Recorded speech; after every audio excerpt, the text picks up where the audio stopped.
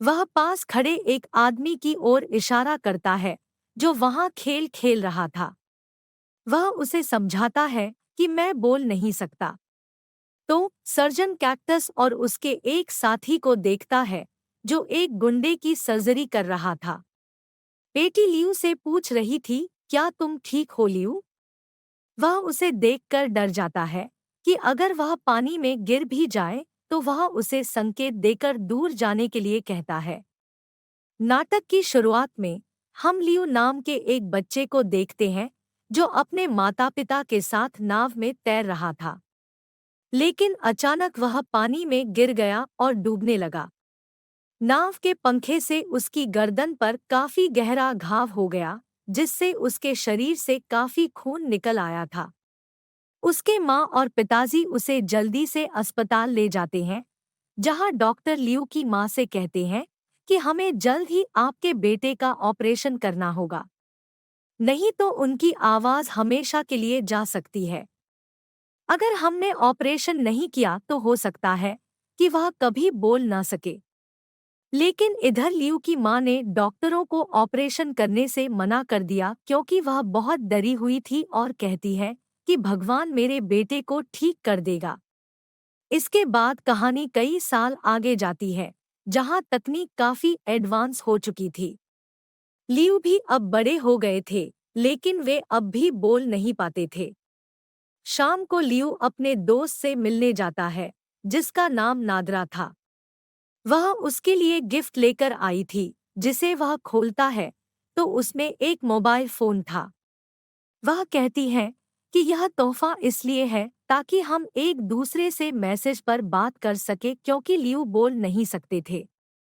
इतनी टेक्नोलॉजी के दौर में भी लियू इन चीजों से बहुत दूर थे। उन्हें तो मोबाइल फोन को ठीक से चलाना भी नहीं आता था। उसकी दोस्त नादरा भी उसे फोन चलाना सिखाती है। वे दोनों एक क्लब में जाते हैं। वे दोनों यहाँ काम करते थे।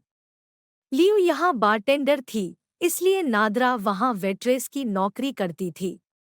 वहाँ दो आदमी नादरा को छेड़ने लगे। वे उससे गलत तरीके से बात कर रहे थे। यह बात वहीं खड़ी थी। नादरा का एक मित्र भी देख रहा था। वह उसे बाहर ले जाता है और पूछता है, तुमने पैसों का इंतजाम किया? वह कहती है, नहीं, अभी नहीं, और मैंने लियू को अपने पुराने जीवन के बारे में नहीं बताया है। इतना सब करने के बाद वे दोनों फिर से क्लब जाते हैं और नादरा फिर से अपना काम शुरू कर देती है। लेकिन फिर से वही दो आदमी आते हैं और उसके साथ फिर से दुर्व्यवहार करना शुरू कर देते हैं। इस बार लियू ने उन दोनों को देख लिया। वह उनमें से एक को बाथरूम में ले जाकर मारने लगता है। नादरा लियू को समझाती है, तुम्हारे गुस्से की वजह से हमारी नौकरी जा सकती है। इसके बाद बार गार्ड्स ने उन दोनों युवकों को भी हटा दिया था। अब नादरा को एक आदमी का फोन आता है जो उसे एक जगह का पता बता रहा था, जिसे उसने अपने हाथ पर लिखना शुरू कर दिया था। लेकिन फिर लियू उसे अपनी छोटी डायरी देता है। नादरा उस जगह का पता लिखती है। रात को जब लियू अपने घर में सो रहे थे तो उन्हें बाहर से किसी के रोने की आवाज सुनाई दी। उन्होंने जाकर देखा तो नादरा बाहर जमीन पर बैठी रो रही थी। वह कहती है, लियू, मुझे तुमसे एक बात कहनी है जो बहुत महत्वपूर्ण है। फिर लियू ने इसे अपनी छोटी डायरी में लिखा और उससे कहा कि मेरे जीवन में तुमसे ज्यादा महत्वपूर्ण कुछ नहीं है। वह कहती है, लियू, तुम मेरे बारे में कुछ नहीं जानते। और यह कहकर वह वहां से जाने लगी। दूसरी ओर दो सर्जन कैक्टस और उनके एक सहयोगी को देखते हैं जो वहां एक गुंडे की सर्जरी कर रहे थे, जिन्हें 5 बार गोली मारी गई थी। दरअसल वह ब्लैक मार्केट में एक बड़े आदमी के लिए काम करता था, जिसका हैकिंग का एक बहुत बड़ा डिपार्टमेंट था। लेकिन अब कैक्टस इस नौकरी को छोड़कर अपनी बेटी को यहाँ से ले जाना चाहता था। इसलिए उसने अपने बॉस से अपनी और अपनी बेटी की फर्जी आईडी बनाने को कहा। वहां गोलियां चला रहे गुंडे के सहयोगी से कैक्टस पूछता है, तुम्हारा मालिक कब तक मेरे लिए काम करेगा? वह बहुत जल्द कहते हैं। लियो कैक्टस में आता है जब वह एक कॉफी शॉप में कॉफी पी रहा था। वह कहता है, जिन दो आदमियों से तुम बार में लड़े, वे यहाँ एक बहुत बड़े आदमी के यहाँ काम करते हैं। यदि आप भविष्य में किसी भी तरह से उनसे लड़ने की कोशिश करेंगे तो आप बच नहीं पाएंगे। लेकिन उसे इससे बिल्कुल भी फर्क नहीं पड़ता और लियू वहां से चला जाता है। जब वह बार में आता है तो देखता है कि नादरा बार में नहीं आई थी। थोड़ी देर बाद वही दो आदमी वहां आते हैं। जिन लोगों ने पहले नादरा के साथ बदतमीजी की थी, वे बार से लियू के सामने खड़े हो जाते हैं और नादरा के बारे में गलत बातें करते हैं। लियू को उनकी बातों पर बहुत गुस्सा आया। वह शराब की बोतल उनके चेहरे पर मारते हैं। इस बीच एक वेट्रेस को लियू का एक कोना मिल जाता है, जिससे वह बेहोश हो गई। इस वजह से लियू के बॉस ने उन्हें नौकरी से भी निकाल दिया। घर जाने के बाद लियू बहुत गुस्से में थे। वह नारा को संदेश देता है कि तुम कहाँ हो? कोई उत्तर नहीं आता। अब लियू उसकी तस्वीर लेता है और उसे सड़कों पर खोजने निकलता है। रास्ते में उसे नादरा की सहेली दिखती है जो कहीं जा रही थी। लियू उसका पीछा करता है और उस जगह पहुंचता है। वह नादरा से पूछता है। उसकी सहेली उससे कहती है कि वह तुम्हें छोड़कर चली गई है। इसके विपरीत वह आपसे कुछ छुपा रही थी। सब कुछ जानने के बाद लियू अपने घर आता है, जहां वह अपने फोन पर नादरा का मैसेज देखता है। मैं हैकर हॉल में हूं। जब वह वहां जाता है तो उसे वहां नादरा नहीं मिलती। लेकिन नादरा के साथ बदसलूकी करने वाले दो ही आदमी थे। वह यहाँ काम करता था। वह उन दो आदमियों के पास आता है और नादरा के बारे में पूछता है। वे उस पर गुस्सा करते हैं और कहो कि तुम यहाँ क्यों आए हो? आग से ओझल हो जा। हम नहीं जानते कि वह कहाँ है। तब लियू को अपनी डायरी याद आती है, जिसमें नादरा ने एक शख्स का पता लिखा था। अब वह जल्दी से अपनी डायरी का पता पढ़ता है, जिससे उसे पता चल जाता है। वह जल्दी से वहां पहुंच जाता है। जब वह जाता है और दरवाजे की घंटी बजाता है, तभी एक आदमी दरवाजा खोलता है, जिनका लुक थोड़ा अजीब था। लियो के जाते ही उन्हें अपने घर में लड़कियों की ढेर सारी तस्वीरें नजर आती हैं। वह आदमी जो दीवार पर था, वह आदमी कहता है कि ये सब वो लड़कियां हैं जो अब तक मेरे साथ रहे हैं। फिर लियू एक तस्वीर देखता है जिस पर नाद्र लिखा हुआ था। वह आदमी कहता है, ओह, यह लड़की। मैं किस आदमी के साथ हूँ?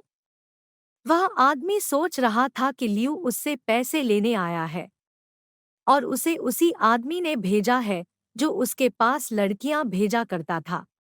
इस आदमी को बहुत गुस्सा आता है जब वह नादरा की बात कर रहे थे, इसलिए वही रुपए मुंह में डाल लेता है और खूब मारता पीटता है। अब वह होटल में उसी आदमी के पास आ गया था जिसने नादर को उस स्थान पर भेजा था। वह उस आदमी से पूछता है, नादरा कहाँ है? वह कहता है, मुझे नहीं पता। फिर लियू उस आदमी को अपनी डायरी में लिखता है और बताता है, क्या आपके बॉस को पता है कि आप पैसे कमाने के लिए उनकी वेट्रेस का गलत इस्तेमाल करते हैं? वह उसे नादरा की तस्वीर भी दिखाता है जो उसे उस आदमी के घर से मिला था। अब वह आदमी डर गया। वह वहां बैठता है और गार्ड को बताता है, इस आदमी को बाहर निकालो। वह काफी समय से मुझे परेशान कर रहा है। और फिर भी लियू ने नादरा के बारे में कुछ नहीं बताया। लियू ने उस आदमी द्वारा दिए गए पैसे उसके चेहरे पर फेंके और वहां से चला गया। वह अब स्विमिंग पूल में जाता है और खूब चिल्लाती है, क्योंकि वह चिंतित था। उसे नहीं पता था कि नादरा कहाँ है। लियू को एक विचार आता है। वह अब एक मशीन के पास जाता है जिससे नंबर ट्रेस हो सके। लियू जानना चाहता था, क्या यह संदेश वास्तव में नादरा है या कोई और? जब वह उस मशीन में नादरा का नंबर टाइप करने लगता है, फिर वह मशीन उसे नंबर बोलने के लिए कहती है, लेकिन बेचारा लियू बोल नहीं सकता था। तभी वह पास खड़े शख्स की तरफ इशारा करता है। वहां कौन गेम खेल रहा था। वह उसे समझाता है कि मैं बोल नहीं सकता, क्या आप मेरी मदद करेंगी? जब वह आदमी नंबर कहता है, फिर मशीन एक पता बताती है। अब लियू जल्दी से उस पते पर जाता है जहां उसकी मुलाकात एक लड़के से होती है। वह उसे अपने साथ अंदर ले गई और जाकर अपनी विग उतार देती है। तो यहाँ लियू को पता चला कि यह नादरा की दोस्त थी और जिस चित्र पर नादरा लिखा हुआ था वह भी उसका था। नादरा का दोस्त अब उसे बताता है कि उसे पैसों की जरूरत थी और इसलिए वह और मैं ऐसा करते थे। यह कहकर नादर की सखी बिजली का झटका लियू वहां से चला जाता है। लियू वहीं बेहोश हो जाता है। वहां कैक्टस का मालिक एक आदमी को उसके पास लाया था जिसकी उसने खूब पिटाई की थी। कहते हैं, मुझे लगता है वह हमसे कुछ छुपा रहा है और आपको इस बारे में जल्द ही पता लगाना होगा, क्योंकि वह वही आदमी था जिनसे लियू की मुलाकात कुछ देर पहले होटल में हुई थी। अब जा रहा हूं, कैक्टस का बॉस कहता है। तुम मेरा काम करो, मैं आपका काम करूंगा। तुम्हारे नकली कागजात कल तक बन जाएंगे। और यहाँ हमें पता चला, कैक्टस न केवल एक सर्जन था, वह भी बहुत खतरनाक गुंडा था। जैसे ही उसका बॉस जाता है, वह उस आदमी को प्रताड़ित करने लगता है, उसकी खूब पिटाई करता है। दूसरी ओर लियू को नादरा की मां का पता मिल गया था, एक किताब से जिस पर नंबर के साथ पता भी लिखा हुआ था। वह अब अपने घर चला जाता है जहां नादरा की मां उसे और उसके वीडियो को दिखाता है। वह वीडियो देखकर बहुत दुखी हुई। मेरी बेटी नादरा कहती है, अपने बारे में बताया था। यहाँ नादरा की मां लियू को एक बात बताता है। वह नादरा शादीशुदा थी और उनकी एक बेटी भी थी। उसका पति कैक्टस है। कैक्टस खराब काम में था, इसलिए वह नादरा को खूब मारता पीटता था और वह अपनी बेटी को ले गया। इस शहर को छोड़कर वह किसी और शहर जाना चाहती थी जहां वह जाकर चैन से रह सके, इसलिए वह पैसा कमा रही थी। यह सब सुनकर लियू को अब कैक्टस पर शक हो गया था। वह सोचता है, नादरा के गायब होने के पीछे उसका हाथ होना चाहिए।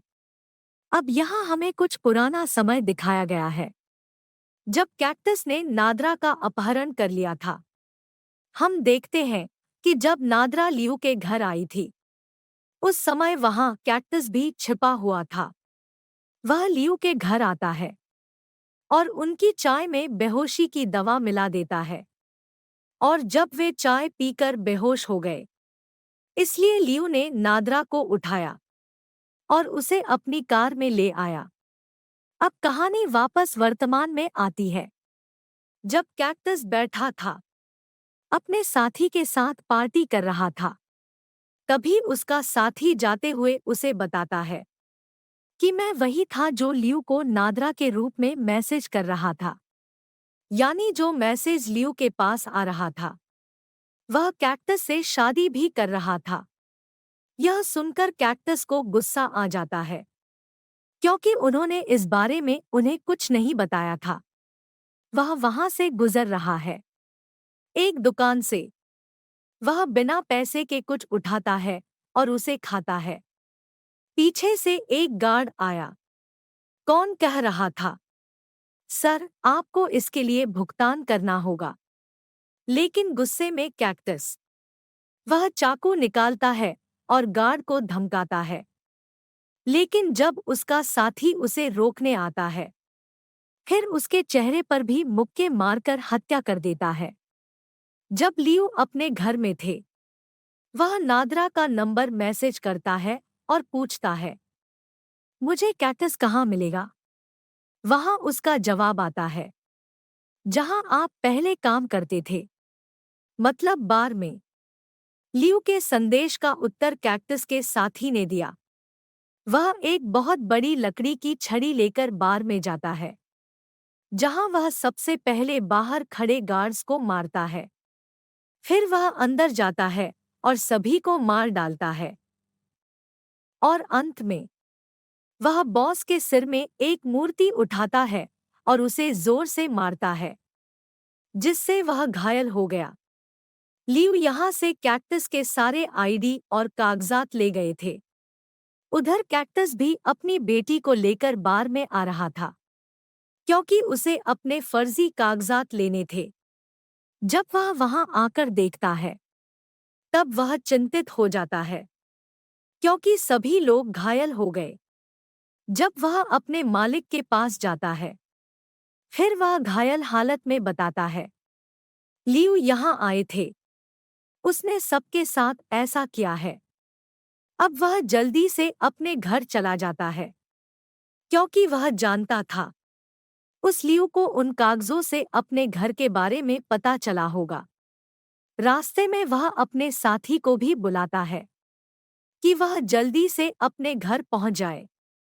दूसरी तरफ लियो कैक्टस के घर पहुंचता है और तहखाने में जाता है, जहां वह सबसे पहले उस शख्स को आजाद करता है, जिसे कैक्टस ने अपने मालिक के कहने पर कैद कर लिया था।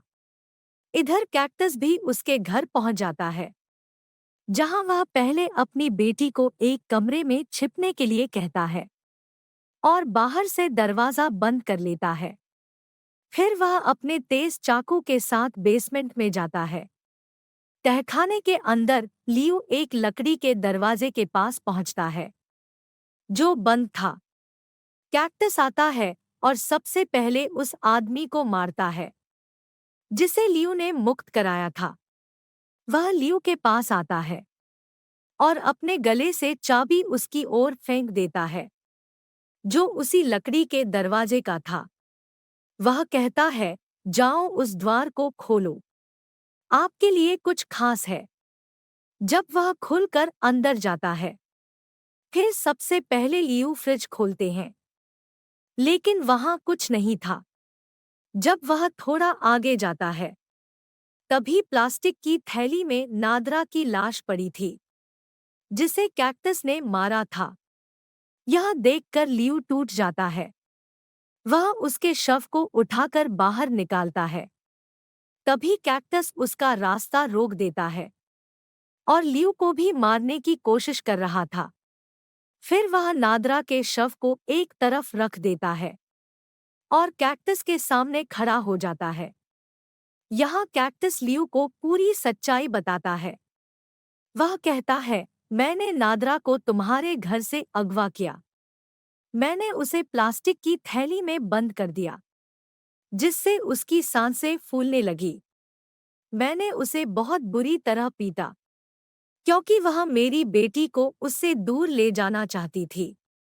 अब कैक्टस अपना चाकू निकालता है और उसे भी मारने की कोशिश करता है, लेकिन लियो ने चाकू को कैक्टस की गर्दन पर लाद दिया, जिससे कैक्टस के गले से खून निकलने लगा और वह धीरे धीरे मर रहा था। इसके बाद लियो नादरा की डेड बॉडी को प्लास्टिक बैग से बाहर निकालते हैं और जोर से रोता है, लेकिन बेचारी आवाज ही नहीं करती। वह रोते हुए उसे उठाकर बाहर ले आया। उसमें इतनी हिम्मत नहीं थी कि वह चल भी सके। वह किनारे पर बैठ जाता है और नादरा के शव को गोद में ले लेता है। फोन पर वीडियो देख उन्हें अपने प्यार भरे पल याद आने लगते हैं। फिर वहां कैक्टस का साथी दिया जाता है, जो कैक्टस के घर जाता है और सबसे पहले उसकी बेटी को देखता है, जिसे एक कमरे में बंद कर दिया गया। वह जल्दी से उस तहखाने में जाता है जहां उसे कैक्टस दिखाई देता है। कौन मर रहा था, लेकिन वह उसकी मदद करने के बजाय उससे कहता है, आपने मुझे बहुत निराश किया है, हमेशा मेरा अपमान किया। यह बदला लेने का समय है। वह अपनी बेटी को भी ले जाता है। कैक्टस कैमरे की मदद से यह सब स्क्रीन पर देख पा रहा था। वह जानता था कि वह अपनी बेटी के साथ अच्छा नहीं करेगा। यह देख उनकी मौत हो गई। इसके बाद वह जाकर लियू को बेहोश कर देता है और उसे अपने क्लिनिक में ले जाकर उसके गले का ऑपरेशन करता है। वह इसमें वॉइस बॉक्स लगाता है।